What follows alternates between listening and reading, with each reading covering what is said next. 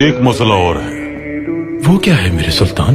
جب railway line Hijaz پہنچ جائے گی تو ترک انجینئروں کو وہاں کام کے لیے لیا جائے گا۔ جرمن انجینئر پہلے ہی وہاں کام میں مصروف ہوں گے تو یقیناً ترک انجینئروں کو بھی ان کے ساتھ موقع دیا جائے گا، لیکن اس کا ایک حصہ باقی رہے گا جو جرمن انجینئروں کے بغیر مکمل نہیں ہو سکتا۔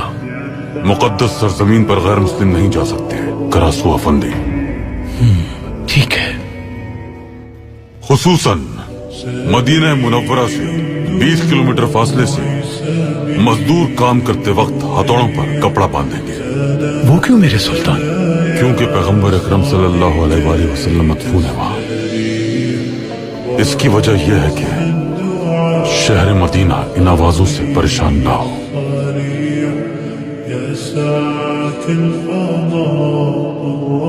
یا اللہ اپنے خادم عبدالحمید پر رحم فرما۔